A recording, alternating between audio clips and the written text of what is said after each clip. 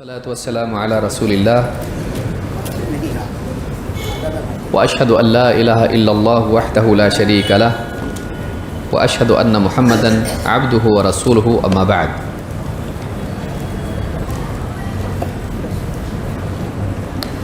پچھلی مجلس میں ہم نے دیکھا کہ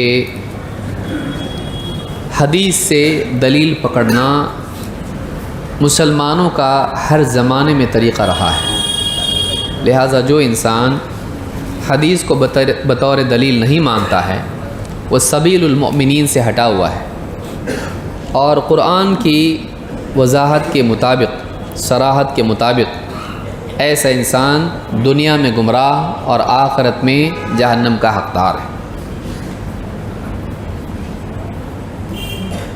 اب مزید کچھ باتیں ہیں جو آگے بڑھ کر ہم اس کو بھی سمجھنے کی کوشش کرتے ہیں۔ اللہ کے رسول صلی اللہ علیہ وسلم کا فیصلہ ماننا یہ ہر انسان کے لیے، خصوصاً مسلمانوں کے لیے ضروری ہے۔ اللہ کے رسول صلی اللہ علیہ وسلم کے تعلق سے اللہ تعالیٰ فرماتا ہے: یا ایھا الذین آمنوا اطیعوا اللہ واطیعوا الرسول واولی الامر منکم فإن تنازعتم فی شیء فردوه الی اللہ والرسول ان کنتم تؤمنون باللہ والیوم الآخر ذلک خیر واحسن تأویلا۔ سورہ نساء آیت نمبر 59۔ اے ایمان والو، فرما برداری کرو اللہ کی، فرما برداری کرو اس کے رسول کی، اور ان کی بھی جو تم میں سے اولو الامر ہیں، جن کے ہاتھ میں مسلمانوں کے امور کا اختیار ہے۔ فَإِن تَنَازَعْتُمْ فِي شَيْءٍ فَرُدُّوهُ إِلَى اللَّهِ وَالرَّسُولِ، اور اگر تمہارے درمیان کسی چیز پر تنازع ہو جائے، اختلاف ہو جائے، کسی معاملے میں اختلاف ہو جائے، تو اس معاملے کو، اس اختلاف کو اللہ اور اس کے رسول کی طرف پھیر دو۔ ان کنتم تؤمنون باللہ والیوم الآخر، اگر تم واقعی اللہ اور آخرت کے دن پر ایمان رکھتے ہو تو۔ ذالک خیر واحسن تأویلا، یہی بہتر ہے اور انجام کے اعتبار سے اچھی چیز ہے۔ یہ سورہ نساء کی آیت ہے جس میں اللہ تعالیٰ نے اللہ کی بات ماننے کا حکم دیا، رسول کی بات ماننے کا حکم دیا، اور اولو الامر کی بھی، پھر اختلاف کی صورت میں رجوع کا بھی حکم دیا ہے۔ اس کو سمجھنا ضروری ہے۔ آپ دیکھیں گے کہ قرآن کریم کی اس آیت میں اللہ نے فرمایا: اے ایمان والو، اللہ کی فرما برداری کرو، اطیعوا اللہ، تو اللہ کے ساتھ اطیعوا کا لفظ آیا ہے، واطیعوا الرسول، اور رسول کی اطاعت کرو، لیکن پھر آخر میں کہا تیسرے نمبر پر وَأُولِي الْأَمْرِ مِنْكُمْ، اور تم میں سے معاملے کا اختیار رکھنے والے، تمہارے حاکم، تمہارے علماء، ان کی بھی۔ اس کی تفسیر میں علماء کے اقوال کیا ہیں؟ ابن عباس ہیں اور بھی لوگ ہیں صحابہ میں سے۔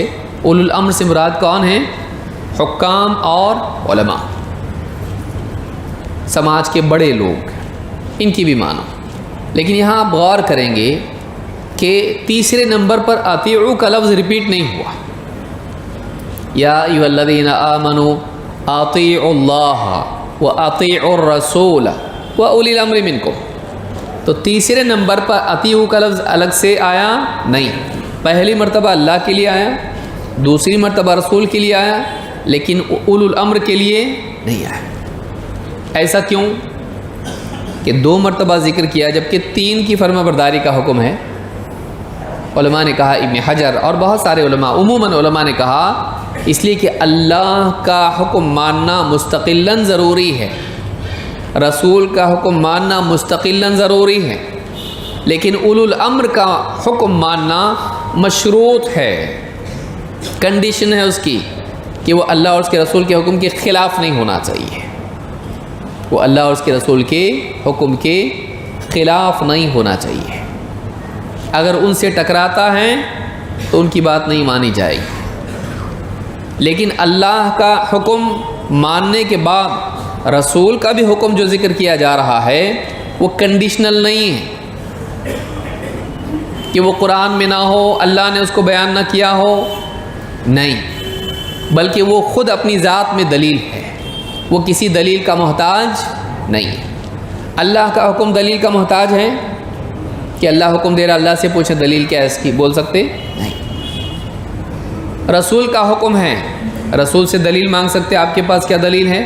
رسول کی بات خود دلیل ہے۔ لیکن مسلمانوں کا حاکم ہے یا کوئی عالم ہے، کیا اس کی بات خود دلیل ہے یا دلیل کی محتاج ہے؟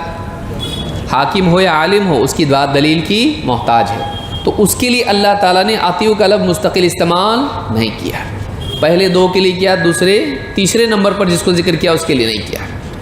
معلوم ہے کہ اللہ کی بات خود دلیل ہے، رسول کی بات بھی خود دلیل ہے، لیکن اولو الامر کی بات خود دلیل نہیں بلکہ دلیل کی محتاج ہے۔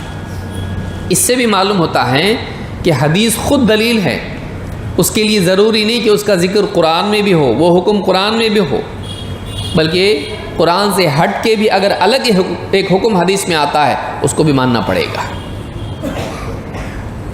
پھر آگے اللہ نے کیا فرمایا؟ فَإِن تَنَازَعْتُمْ فِي شَيْءٍ فَرُدُّوهُ إِلَى اللَّهِ وَالرَّسُولِ، اور اگر تمہارے آپس میں درمیان میں کسی میں آپس میں اختلاف ہو جائے، دو مسلمانوں کے درمیان، دو مسلمانوں کے قبیلوں کے درمیان، خاندانوں کے درمیان، بیوی شوہر کے درمیان، کسی کے بھی درمیان، فَإِن تَنَازَعْتُمْ فِي شَيْءٍ، اگر کسی معاملے میں تم اختلاف کر بیٹھو، کیا کرو؟ اللہ کی طرف پلٹا دو، فَرُدُّوهُ إِلَى اللَّهِ وَالرَّسُولِ، اس معاملے کو پھیر دو اللہ اور اس کے رسول کی طرف، یعنی اللہ اور اس کے رسول کے فیصلے کی طرف۔ ان کنتم تؤمنون باللہ والیوم الآخر، اگر تم واقعی اللہ اور آخرت کے دن پر ایمان رکھتے ہو تو، ذالک خیر، یہ خیر ہے، یہی بھلائی ہے۔ یہ پھیرنا، اختلاف تو ہوگا عقل کے اختلاف کی وجہ سے، جذبات اور سوچ کے فرق کی وجہ سے، خواہشات کے رجحانات کے اختلاف کی وجہ سے اختلاف تو ہوگا، لیکن پھیرنا ہے اس کو کس کی طرف؟ صرف اللہ کی طرف یا اللہ اور اس کے رسول کی طرف؟ اللہ اور اس کے رسول کی طرف۔ اللہ نے کہا جب دو اللہ نے ذکر کیے تم ایک کیوں کہتے ہو؟ اللہ اور اس کے رسول کی طرف، تو فیصلہ اللہ کی طرف سے، رسول کی طرف سے جو آئے گا اس کو ماننا پڑے گا۔ اگر تم واقعی مومن ہو، ان کنتم تؤمنون باللہ والیوم الآخر، اگر آخرت اور اللہ اور آخرت کے دن پر ایمان رکھتے ہو، اور کہا کہ ذالک خیر و احسن تأویلا، یہ خیر ہے اور اس کا انجام بھی اچھا ہے۔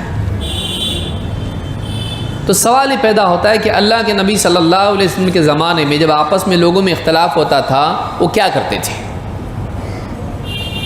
کیا اس کے اختلاف کے حل کے لیے وہ نبی صلی اللہ علیہ وسلم کے پاس نہیں آتے تھے؟ پھر آپ جو فیصلہ ان کے درمیان کرتے تھے کیا ان کے لیے ماننا لازم تھا یا نہیں؟ اچھا، ڈائریکٹ اللہ کے پاس جاتے تھے وہ لوگ، طور پہ جاتے تھے بات کرنے کے لیے اللہ سے، اللہ فیصلہ بتا دے اب کیا مسئلہ ہے ہمارا، ہاں بیوی شوہر دونوں آئے ہیں یہاں پہ، ایسا کرتے تھے؟ نہیں۔ وہ کس کے پاس جاتے تھے؟ یعنی معلوم ہے کہ اللہ کا فیصلہ بھی کس کے تھرو معلوم پڑتا ہے؟ رسول کے۔ تو اللہ اور اس کے رسول کی طرف پھیرنے میں انہیں بھی کس کے پاس جانا پڑتا تھا؟ رسول صلی اللہ علیہ وسلم کے پاس۔ تو آپ جو فیصلہ دیں ان کے لیے ماننا لازم تھا یا نہیں؟ تو آپ صلی اللہ علیہ وسلم صرف قرآن کی آیتیں نہیں پڑھتے تھے، آپ ان کے درمیان فیصلہ کرتے تھے، تم کو یہ کرنا پڑے گا، تم کو یہ کرنا پڑے گا۔ تو کیا وہ فیصلہ ان کے لیے ماننا لازم تھا؟ ہاں۔ کیا صرف انہی کے لیے لازم تھا یا قیامت تک کے لوگوں کے لیے؟ تو جو فیصلے اللہ کے نبی صلی اللہ علیہ وسلم کے ہیں وہ اسی زمانے کے ساتھ خاص نہیں ہیں۔ کیوں؟ اس لیے کہ یہ آیت اس زمانے کے لیے خاص نہیں، یہ تو بولنا پڑے گا بھائی یہ آیت بھی اس زمانے کے لیے خاص ہے۔ تو کیا قیامت تک کے لیے آیت ہے؟ تو قیامت تک کے لیے وہ فیصلے بھی ہیں کہ ان فیصلوں کو ماننا پڑے گا۔ تو جیسے قرآن کی بات ماننی قیامت تک کے لیے ضروری ہے اور قرآن کا فیصلہ قیامت تک کے لیے ضروری ہے ماننا اس کا، ویسے رسول اکرم صلی اللہ علیہ وسلم جو فیصلے کیے اور وہ فیصلے قرآن میں نہیں ہیں تو وہ بھی ماننا لازم ہے۔ کیوں؟ اللہ نے جب دو بتایا تم ایک کیوں کر رہے ہو اس کو؟ اللہ کی مانو، رسول کی مانو، تو دونوں باتیں ماننا ضروری ہے۔ دونوں باتیں ماننا ضروری ہے۔ تو اس سے بھی معلوم ہوتا ہے کہ اختلاف کے وقت اللہ نے صرف قرآن کی طرف نہیں پھیرا، بلکہ اختلاف کے وقت قرآن اور سنت کی طرف پھیرا، یعنی اللہ اور اس کے رسول کے فرمان کی طرف پھیرا۔ تو ان دونوں کو لے کر چلنا پڑے گا، ایک کو چھوڑ کے چل سکتے ہیں نہیں، سنت کو نہیں چھوڑ سکتے۔ اس سے بھی حدیث کی حجیت، رسول کے فیصلوں کی حجیت معلوم پڑتی ہے۔ بلکہ کوئی کہہ سکتا رسول کا فیصلہ ٹھیک ہے لیکن اصل قرآن ہے۔ اللہ رب العالمین نے رسول کے فیصلے سے انحراف کی گنجائش نہیں، اللہ نے بتایا، ماننا ہی پڑے گا۔ ٹھیک ہے، بتائے رسول مشورہ دیے ہیں تو مان لو نا بھائی، نہیں مانے تو کوئی بات نہیں، وہ مشورہ ہے، رسول کا فیصلہ حتمی ہے۔ اور رسول کا فیصلہ آنے کے بعد انسان کے پاس اختیار نہیں رہتا ہے۔ تو جس چیز کے سامنے آنے کے بعد اختیار باقی نہ رہے، وہ لازم ہوتی ہے یا آپشنل ہوتی ہے؟ اختیاری ختم، دوسرا کچھ نہیں کر سکتے، یہی کرنا پڑے گا۔ جب اس طرح سے اختیار ختم ہو جائے اس بات کے سامنے آنے کے بعد، تو معلوم ہے کہ وہ بات کیا ہے، آبلیگیٹری ہے یا آپشنل ہے؟ ہاں، وہ کیے تو بہت اچھا، ایسا نہیں ہے، کرنا ہی پڑے گا۔ تو کیا رسول کے فیصلے کی حیثیت یہ ہے؟ ہاں، اللہ تعالیٰ قرآن کریم میں فرماتا ہے وَمَا كَانَ لِمُؤْمِنٍ وَلَا مُؤْمِنَةٍ إِذَا قَضَى اللَّهُ وَرَسُولُهُ أَمْرًا أَن يَكُونَ لَهُمُ الْخِيَرَةُ مِنْ أَمْرِهِمْ وَمَن يَعْصِ اللَّهَ وَرَسُولَهُ فَقَدْ ضَلَّ ضَلَالًا مُبِينًا۔ سورۃ الاحزاب آیت نمبر 36۔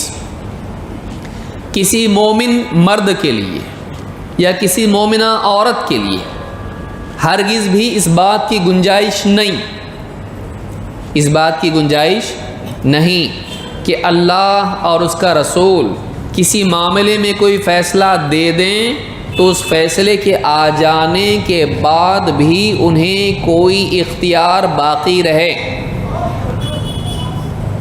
کسی مومن مرد کے لیے، کسی جب اسپیسیفکلی بولا جاتا ہے تو بہت جتا کے بولا جاتا ہے۔ جیسے آدمی اپنے گھر والوں کو نصیحت کرے، بچوں کو سمجھائے ایسا تم کو کرنا پڑے گا، اور نام لے کے کہے احمد، زید، فلاں، سنو میں بول رہا ہوں، ماننا پڑے گا تم کو۔ تو جب نام لے کے بولا جائے، اسپیسیفک بولا جائے، اس بات کی اہمیت اور بھی زیادہ۔ یہ مت سمجھنا کہ مردوں کے لیے بولا جا رہا ہے اور عورتوں کو چھٹی ہے، بلکہ مردوں کے لیے بھی عورتوں کے لیے بھی حکم ہے، دونوں کے لیے لازم ہے۔ کیا یعنی وہ فیصلہ مردوں کے باب میں ہو یا عورتوں کے باب میں ہو، وہ حکم مردوں کے لیے ہو یا عورتوں کے لیے ہو، دونوں کو بھی ماننا پڑے گا۔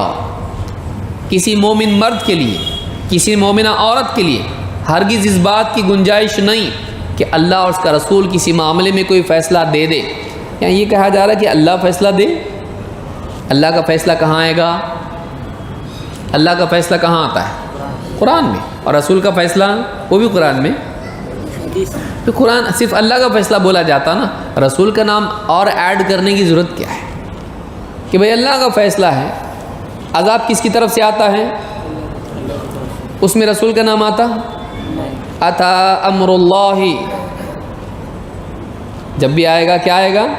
جب اللہ کا عذاب آتا ہے فلا تستعجلوا، اللہ کا فیصلہ جب عذاب کا ہوگا وہ رسول کی طرف سے آتا نہیں، اس کے لیے رسول کو جوڑا جاتا نہیں۔ جہاں اللہ کا فیصلہ، اللہ کا حکم عذاب والا ہو وہاں رسول کا ذکر نہیں آتا، لیکن جہاں شریعت کا معاملہ ہو وہاں کس کا نام آتا ہے؟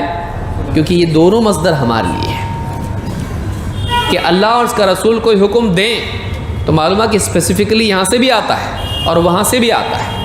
عذاب یہاں سے نہیں آتا، کہاں سے آتا؟ اللہ کی طرف سے۔ اتا امر اللہ فلا تستعجلوا، سورہ نحل آپ دیکھیے پہلی آیت ایک دم، اللہ کا فیصلہ آ گیا اب جلدی مت مچاؤ، یعنی عذاب کا فیصلہ آیا، اب آئے گا عذاب، ڈرو مت، اب جلدی مت مچاؤ اس کے لیے۔ تو اللہ کا فیصلہ عذاب والا جب ہوتا ہے تو اس کے لیے رسول کا ذکر نہیں آتا ہے، یہ شریعت اور دین کی بات ہو رہی ہے۔ تو یہاں اللہ نے اور ایک جوڑا، کیونکہ یہ بھی ایک سورس ہے، رسول اپنی طرف سے نہیں بولتے ہیں، ہم پہلے دیکھ چکے ہیں وہ کیا ہوتا ہے؟ اللہ کی طرف سے ہوتا ہے، کیونکہ قرآن کریم میں اللہ نے کیا فرمایا؟ من یطع الرسول فقد اطاع اللہ، کہ جو رسول کی مانے اس نے اللہ ہی کی مانی ہے۔ تو کیا مطلب اللہ اور رسول ایک ہیں؟ ہاں، الٹا نہیں جانا کہ اللہ اور رسول ایک ہی، ہم تو پہلے سے بول رہے ہیں، بولتا ہے نا کوئی آدمی کہ احمد اور احد میں صرف میم کا پردہ ہے،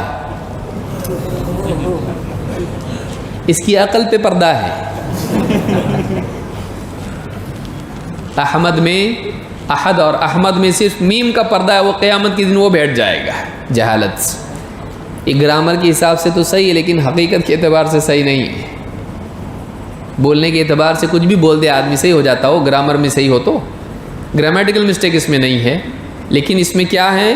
بہت بڑی مسٹیک ہے، غلط ہے، یہ باطل ہے، یہ دونوں الگ ہیں، بندہ الگ رب الگ۔ تو من یطع الرسول فقد اطاع اللہ، جس نے رسول کی مانی اس نے کس کی مانی؟ اللہ کی مانی۔ یعنی رسول کا فیصلہ جو بھی ہو وہ کہاں سے ہوتا ہے؟ چاہے وہ قرآن میں ہو یا حدیث میں ہو، تو رسول کی بات ماننے کو لازم قرار دیا اللہ تعالیٰ نے۔ کیا فرمایا؟ کہ ان کے لیے اختیار نہیں، رسول کا، اللہ اور اس کے رسول کے فیصلے کے آ جانے کے بعد ان کو کوئی اختیار نہیں۔ ان یکون لهم الخیرۃ من امرہم ومن یعص اللہ ورسولہ فقد ضل ضلالا مبینا۔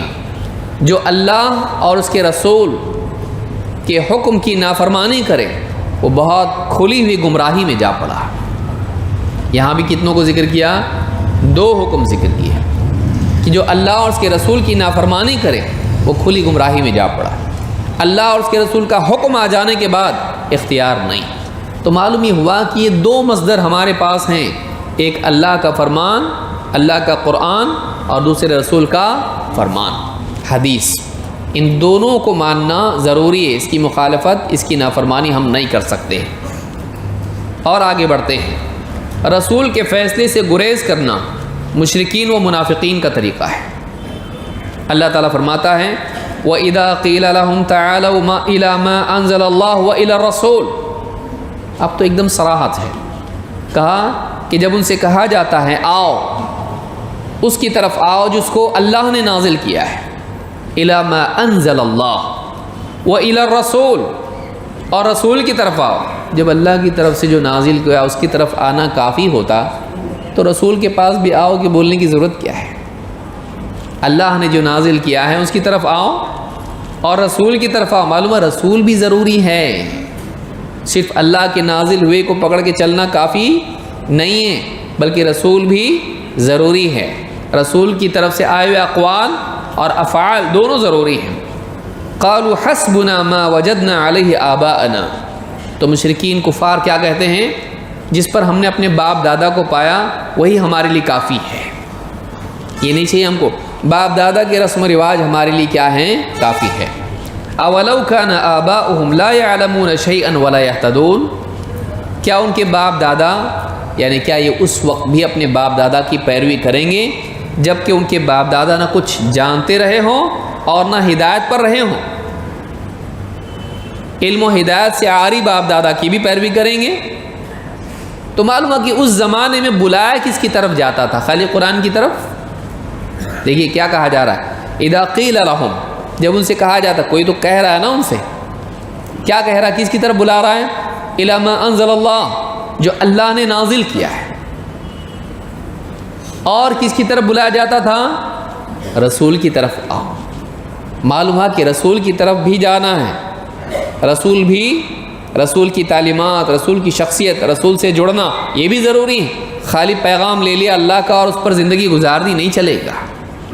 رسول کے پاس بلایا جاتا تھا تو اللہ کی طرف سے نازل کردہ قرآن، وحی، اور رسول کی شخصیت، آپ کے اقوال و افعال، ان کی طرف بلایا جاتا تھا۔ اس کو اللہ نے غلط نہیں کہا، اس کو اللہ نے غلط نہیں کہا، ان کو غلط کہا جو نہیں آتے تھے۔ اللہ کے پیغام کی طرف، رسول کی شخصیت کی طرف نہ آنے والوں کو غلط کہا گیا۔ وہ کیا کہتے ہیں؟ ہمارے باپ دادا کا طریقہ کافی ہے۔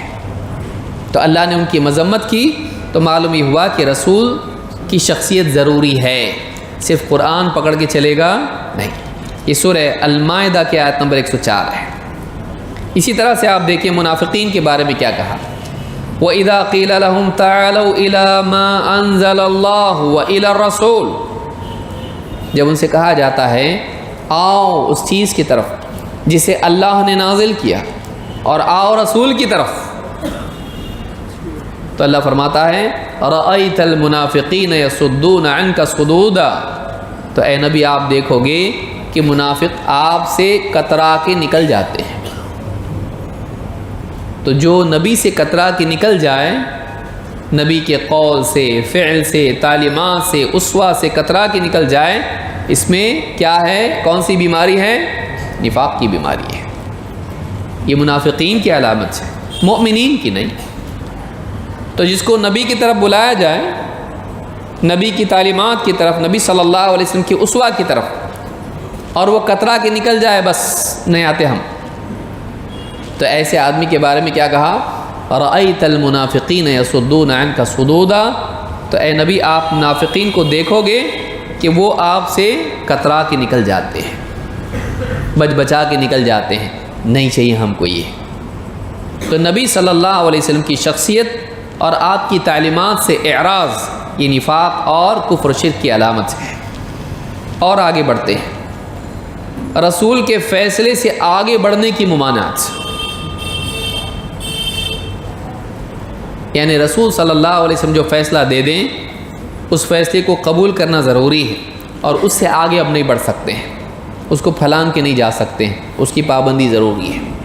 صرف اللہ کا فیصلہ نہیں بلکہ رسول کا بھی فیصلہ۔ اللہ نے کیا فرمایا؟ یا ایھا الذین آمنوا لا تقدموا بین یدی اللہ ورسولہ واتقوا اللہ ان اللہ سمیع علیم، سورۃ الحجرات آیت نمبر 1۔ اس میں کئی فوائد ہیں۔ اے ایمان والو، لا تقدموا بین یدی اللہ ورسولہ، اللہ اور اس کے رسول سے کسی کو آگے مت بڑھاؤ، اللہ اور اس کے رسول پر کسی کو مقدم مت کرو۔ واتقوا اللہ، اور اللہ سے ڈرو۔ اور کیا کہا؟ ان اللہ سمیع علیم، تم جو کچھ بولتے ہو اللہ اس کو سنتا ہے اور سننے والا ہے اور جاننے والا ہے، تمہاری نیت اور تمہارے حال کو جانتا ہے، نہ صرف حال کو بلکہ انجام کو بھی جانتا ہے، حال کو بھی اور معال کو بھی جانتا ہے۔ تو یہاں کہا اللہ اور اس کے رسول سے کسی کو آگے مت بڑھاؤ، نہ اللہ سے کسی کو آگے بڑھا سکتا ہے اللہ کی بات سے، نہ رسول پر کسی کو ترجیح دے سکتا ہے۔ تو منکرین حدیث کے مفسر کو رسول کی تفسیر پر فوقیت ہوگی۔ لا تقدموا بین یدی اللہ ورسولہ، اپنی رائے کو، باپ دادا کے طور طریقوں کو، اپنے استاد کی رائے کو، اپنے سردار کو، اپنے سماج کے چال چلن کو، ان کی روش کو، کسی چیز کو اللہ اور اس کے رسول کی تعلیمات پر فوقیت تقدیم نہیں کر سکتے ہیں۔ تو یہاں صرف اللہ کے بارے میں بات آ رہی کہ رسول کے بارے میں، تو جو توضیح رسول صلی اللہ علیہ وسلم نے کر دی، جو فیصلہ رسول صلی اللہ علیہ وسلم نے کر دیا، جو بات آپ نے بول دی، اس کے آگے اب کسی کی بات چلے گی نہیں۔ اس سے بھی حدیث کی کیا معلوم ہوتی ہے؟ حجیت، کہ صرف اللہ کا فیصلہ نہیں بتایا، اللہ کا ذکر نہیں کیا، رسول کا بھی ذکر کیا ہے۔ تو جہاں اللہ کی بات کے مقابلے میں کسی کی بات نہیں چلے گی، وہیں رسول کی بات کے مقابلے میں بھی کسی کی بات نہیں چلے گی۔ مثال کے طور پر آپ دیکھیے، یہ جو سیاق ہے اس آیت کا کیا ہے؟ عبداللہ بن زبیر رضی اللہ تعالیٰ عنہ کہتے ہیں انہ قدم رکب من بنی تمیم علی النبی صلی اللہ علیہ وسلم، بنو تمیم کا ایک قافلہ آپ کے پاس آیا، فقال ابو بکر امر القعقاع ابن معبد ابن زرارہ، آپ قعقاع ابن معبد ابن زرارہ کو امیر بنائیے۔ کون کہہ رہا ہے؟ ابو بکر صدیق رضی اللہ تعالیٰ عنہ۔ وقال عمر بل امر الاقرع ابن حابس، اور حضرت عمر نے کہا نہیں اللہ کے رسول، بلکہ آپ اقرع ابن حابس کو امیر بنائیے، ان کی رائے ہے ان کو امیر بنائیے، ان کی رائے ہے ان کو امیر بنائیے۔ قال ابو بکر، حضرت ابو بکر صدیق نے کہا ما اردت الا خلافی، تم تو بس میری مخالفت کرنا چاہتے ہو۔ کس سے کہا؟ حضرت عمر سے۔ حضرت عمر نے کیا کہا؟ ما اردت خلافک، میں آپ تھوڑی نا آپ کے خلاف مخالفت کی نیت سے رائے دے رہا ہوں، میری اپنی رائے ہے، آپ کی اپنی رائے ہے۔ ان میں کیا ہو گیا؟ کلیش، اختلاف۔ فتماریا حتی ارتفعت اصواتہما، ان میں اختلاف ہو گیا اور لڑ پڑے باتوں باتوں میں، یہاں تک کہ ان کی آوازیں اونچی ہونے لگی۔ اس پر آیت نازل ہوئی، فنزل فی ذلک یا ایھا الذین آمنوا لا تقدموا۔ آیت کیا نازل ہوئی؟ اے ایمان والو، مقدم مت کرو اپنی رائے کو اللہ اور اس کے رسول کی بات پر، اللہ اور اس کے رسول کے فیصلے پر، حتی انقضت، یہاں تک کہ پوری آیت اور سورت ختم ہوئی، پوری کی پوری سورت آئی۔ یہ امام البخاری نے اس کو کتاب المغازی میں روایت کیا ہے، حدیث نمبر 4367۔ سوال یہاں پر یہ ہے کہ یہ جو سیاق ہے اس میں دونوں صحابی ایک رائے پیش کر رہے تھے، آپ ایسا کیجیے، آپ ایسا کیجیے۔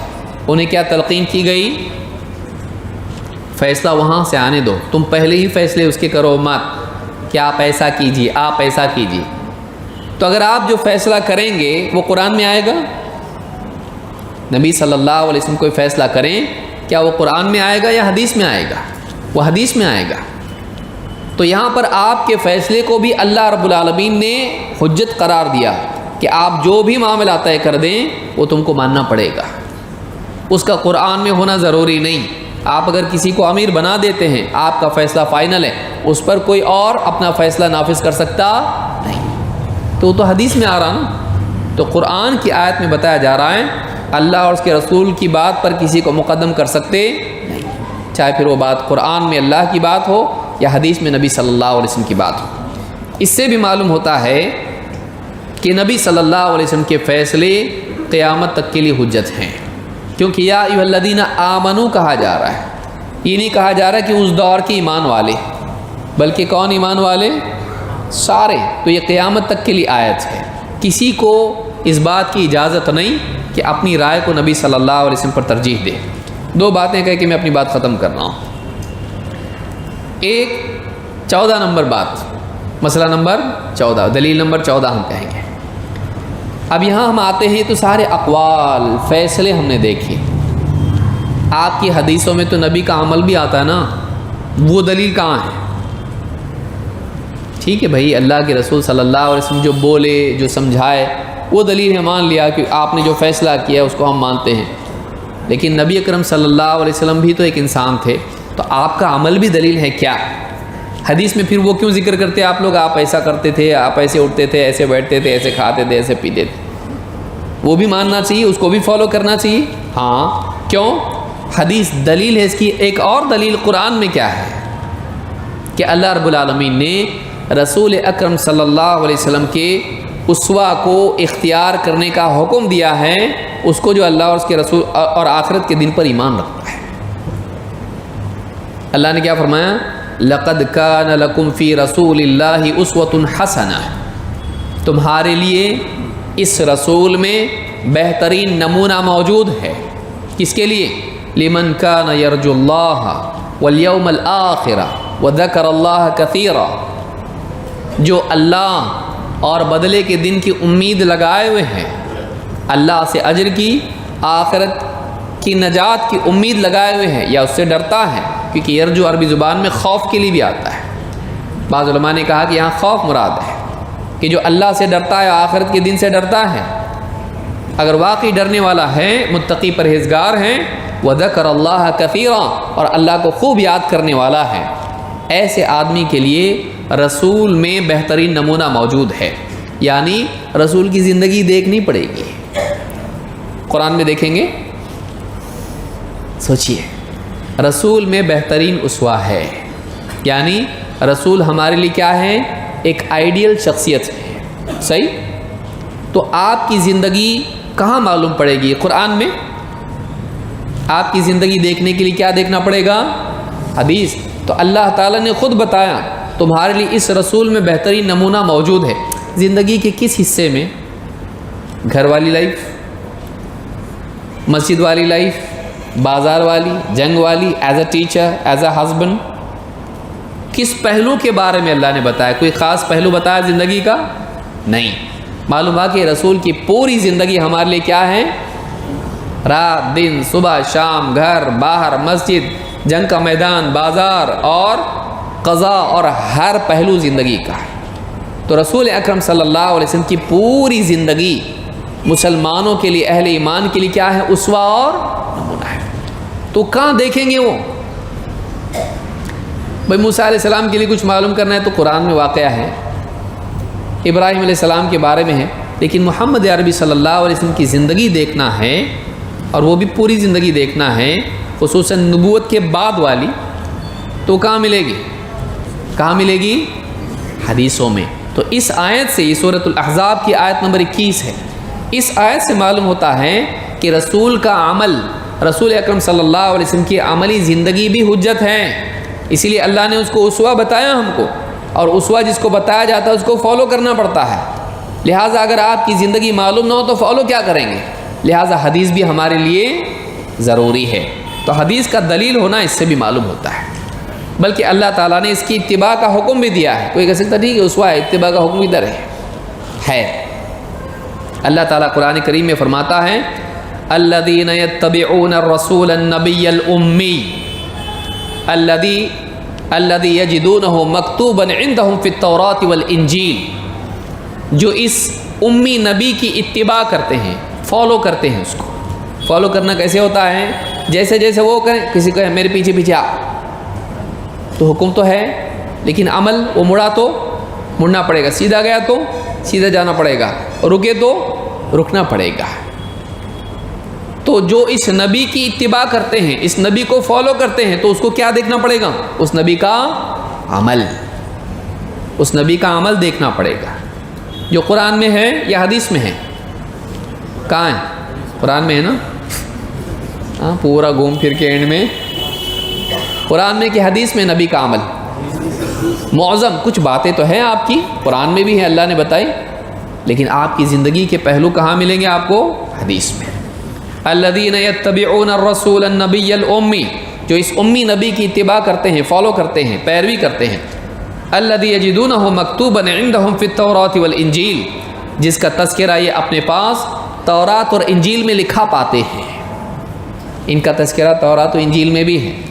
یأمرہم بالمعروف وینہاہم عن المنکر، جو انہیں بھلی باتوں کا حکم دیتا ہے، برائیوں سے روکتا ہے. وَيُحِلُّ لَهُمُ الطَّيِّبَاتِ، جو طیبات ان کے لیے حلال کرتا ہے.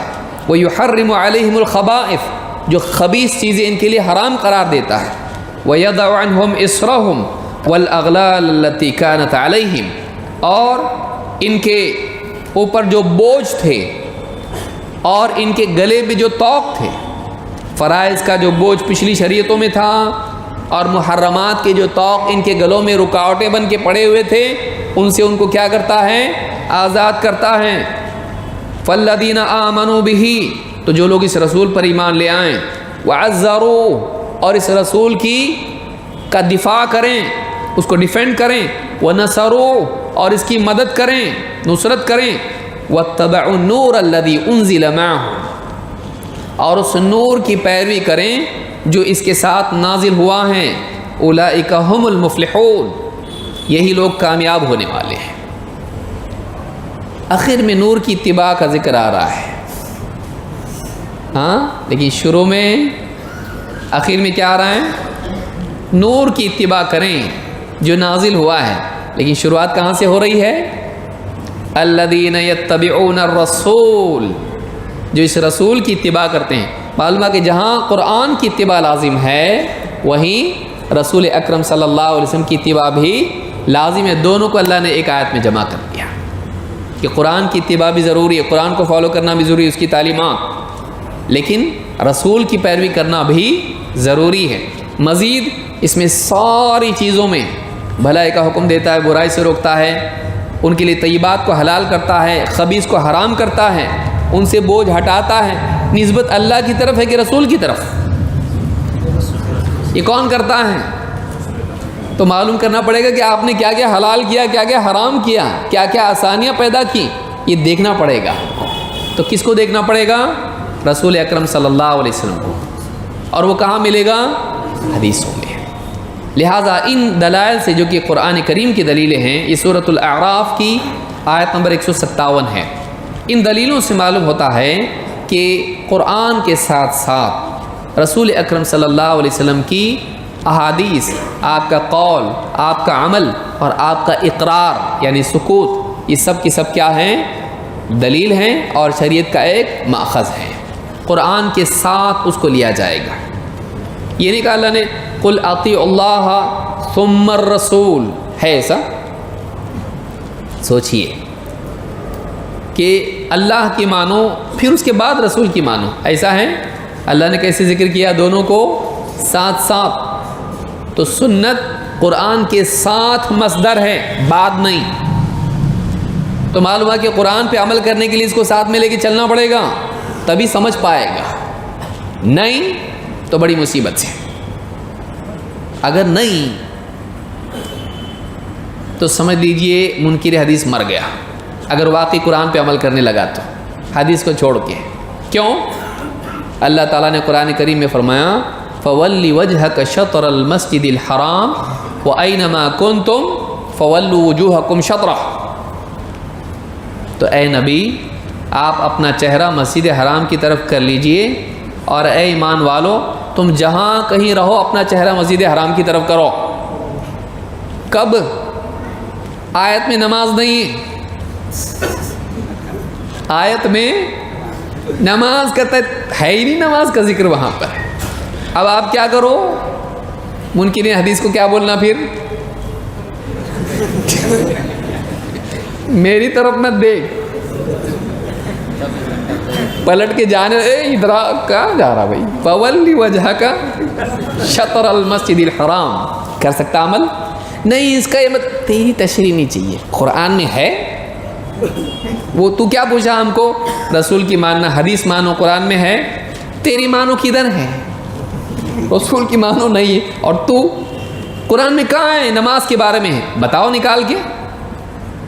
اور رسول کو تو ایک بار کا حکم ہے اور جگہ کی قید نہیں ہے۔ فَوَلِّ وَجْهَكَ شَطْرَ الْمَسْجِدِ الْحَرَامِ، اے نبی آپ اپنا چہرہ مسجد حرام کی طرف کیجئے، لیکن مسلمانوں تم کیا کرو؟ فَأَيْنَمَا كُنْتُمْ فَوَلُّوا وُجُوهَكُمْ شَطْرَهُ، جہاں کہیں ہو، انگلینڈ، امریکہ، سعودی عرب، کہیں بھی ہو، گھر میں باہر، چہرہ کدھر رکھنا ہے؟ آرام سے عمل کرتے رہو زندگی بھر، مڑنا نہیں کبھی، پلٹنا نہیں کبھی۔ کر سکتا عمل؟ تو آخر میں کیا بولنا پڑے گا اس کو؟ سوری، غلطی ہو گئی، معافی چاہتا ہوں۔